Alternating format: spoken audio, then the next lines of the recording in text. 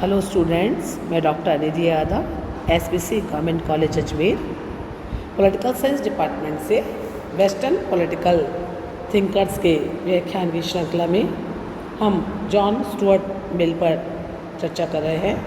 Last class में बच्चों हमने ये देखा था कि मिल के ये मानना था कि अगर यदि व्यक्ति को अपने व्यक्तित्व का विकास करना है, या हम कहें कि मनुष्य जाति का ध्येय यही है कि वह अपने व्यक्तित्व का विकास करना चाहता है, किंतु वह अपने इस ध्येय की प्राप्ति तभी कर सकता है जब राज्य और समाज के द्वारा जो कुछ बाधाएं उसके जीवन में उपस्थित की जाती हैं उनका निराकरण हो, और इन बाधाओं का निराकरण ही स्वतंत्रता है। इसलिए मिल का ये मानना है कि यदि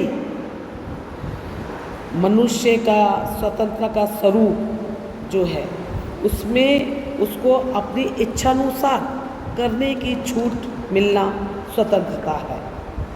और मिल के सभी विचार हमने आपको जैसे बताया उनकी पुस्तक ऑन लिबर्टी के अंदर है।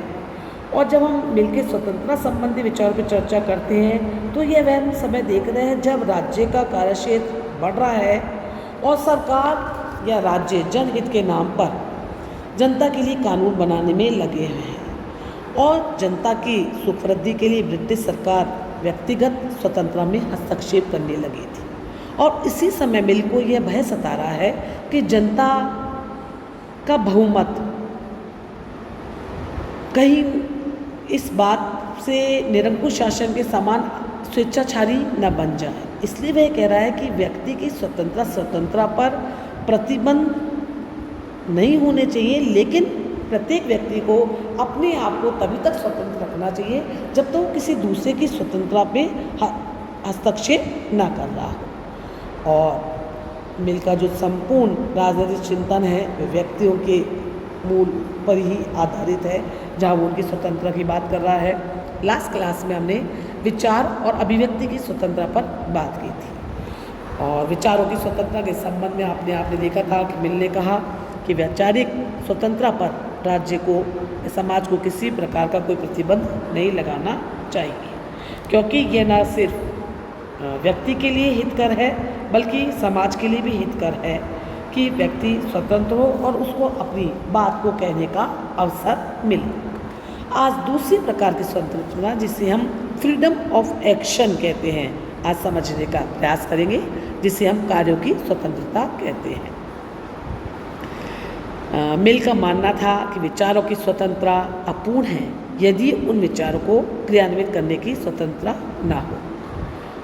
तो उसका ये मानना था कि यदि कोई व्यक्ति स्वतंत्रता पूर्वक केवल यह सोचे कि वह दूसरों की आज्ञा ही मात्र मानता है, तो उसके मन में कहीं ना कहीं एक दासत्व की भावना आ जाती है और उसको अपनी अपूर्णता समझ में आने लगती है। मिल का मानना है कि लोकमत के नाम पर शासक जनता की स्वतंत्रता में बाधा नहीं पहुंचा सकते हैं। मिल कहता है व्यक्ति के जीवन के दो पहलू होते हैं, व्यक्तिगत और सामाजिक। पहले कार्य होते हैं स्वयं संबंधी कार्य जो सेल्फ रिगार्डिंग एक्शंस कहलाते हैं। दूसरे होते हैं पर संबंधी कार्य जो अदर्स रिगार्डिंग एक्शंस कहलाते हैं। मिल के अनुसार व्यक्ति के स्वयं संबंधी कार्य तो वो होते हैं जिनसे अन्य व्यक्ति प्रभावित नहीं होते हैं, और ऐसे कार्य व्यक्ति के इर्द गिर्द ही निश्चित रहते हैं, जैसे कपड़े पे कौन से वो कपड़े पहनेगा, किस प्रकार की शिक्षा प्राप्त करेगा, क्या खान पान खाएगा, और व्यक्ति को ऐसे कार्यों को अपने इच्छानुसार करने की आज़ादी होनी चाहिए, और इसमें राज्य का कोई भी हस्तक्षेप वांछनीय नहीं है। क्योंकि अगर यहाँ पे मनुष्य को उसके स्वयं संबंधी कार्य करने की इजाज़त नहीं दी जाएगी तो वो एक पशु की भांति हो जाएगा।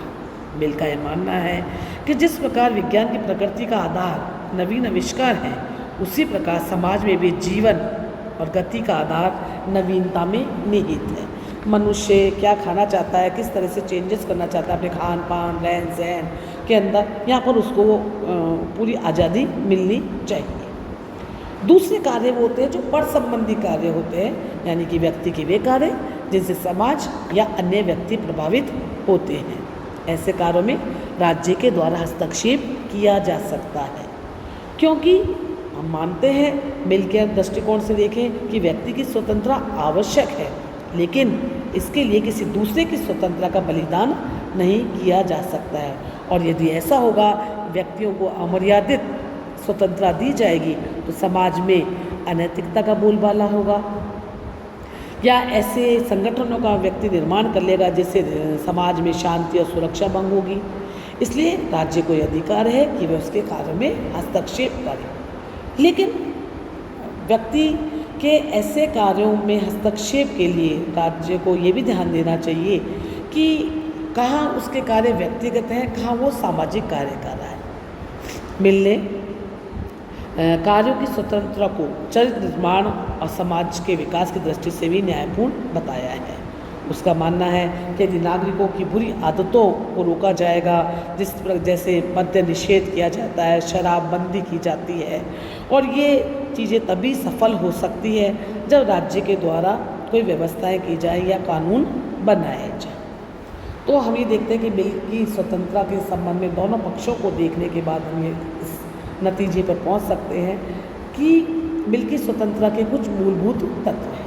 पहली बात वह कह रहा है कि व्यक्ति की भावनाओं और इच्छाओं को उचित स्थान दिया जाए, उसके बौद्धिकता के महत्व को किसी भी प्रकार घटने नहीं दिया जाना चाहिए, इतना वो स्वतंत्र होना चाहिए। दूसरी बात, समाज कल्याण की दृष्टि से व्यक्तिगत दृष्टिकोण को भी उचित महत्व मिलना चाहिए, इससे व्यक्ति के अंदर मानव कल्याण में उसकी वृद्धि होगी।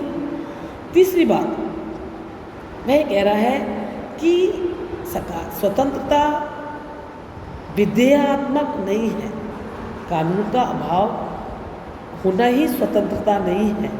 मिल स्वतंत्रता की एक आध्यात्मिक व्याख्या प्रस्तुत कर रहा है। उसका मानना है कि पिछड़े हुए राष्ट्रों को स्वतंत्रता नहीं दी जानी चाहिए। राष्ट्रीय प्रगति और सामाजिक उद्देश्य के लिए स्वतंत्रता को निश्चित या नियमित किया जा सकता है। और उपयोगितावादी सिद्धांतों की ओर अगर हम देखें तो किसी भी एक व्यक्ति की स्वतंत्रता के लिए संपूर्ण मानव जाति को भी खतरे में नहीं डाला जा सकता है। तो यहाँ हम देखते हैं कि मिल के जो स्वतंत्रता संबंधी विचार है बहुत सकारात्मक है और वह स्वतंत्रता के लिए और स्वच्छंदता दोनों के अंदर अंतर करता है। लेकिन कुछ विचारक हैं जिनके अंदर हम बारकर का नाम ले सकते हैं। वे ये कहते हैं कि मिल के स्वतंत्रता संबंधी जो विचार हैं उनकी आलोचना भी की जानी चाहिए। उनका ये मानना है कि मिल ने स्वतंत्रता के जो आदर्श बताए हैं या जो भी उपदेश दिए हैं उनका कोई आधार स्पष्ट नहीं किया है, क्योंकि व्यक्ति का जो व्यक्तिगत क्षेत्र है क्या उसको पूर्ण स्वतंत्रता प्राप्त होनी चाहिए या उसमें किसी भी प्रकार का राज्य के द्वारा हस्तक्षेप होना चाहिए। मिल ने अपने स्वतंत्रता के जो सिद्धांत बताया, जो विचार प्रकट किए, उनका कोई औचित्य भी सिद्ध नहीं किया है, क्योंकि उसका मानना है कि केवल तर्कों के आधार पर ही स्वतंत्रता को स्थायी आधार हम प्रदान नहीं कर सकते हैं। इसके साथ ही साथ मिल ने जो व्यक्तियों के स्व संबंधी कार्य और पर संबंधी कार्य की उसके व्यक्तिगत कार्य और सामाजिक कार्य में जो अंतर किया है वह भी अवैज्ञानिक है, क्योंकि व्यक्ति का ऐसा कोई भी कार्य वास्तविक रूप में नहीं होता है कि जिसका प्रभाव केवल उसी पर पड़े और अन्य सदस्य उससे प्रभावित रह जाए। तो मिल ने जो भी स्वतंत्रता संबंधी विचार अपने दिए हैं, जिनके लिए वह जाना जाता है, वह ये कहना अतिशयोक्ति नहीं होगी कि मिल के स्वतंत्रता संबंधी अध्याय को राजनीतिक साहित्य में बहुत ही उच्च स्थान प्राप्त है, जो उसे बड़े बड़े विद्वानों की श्रेणी में ला करके खड़ा करता है।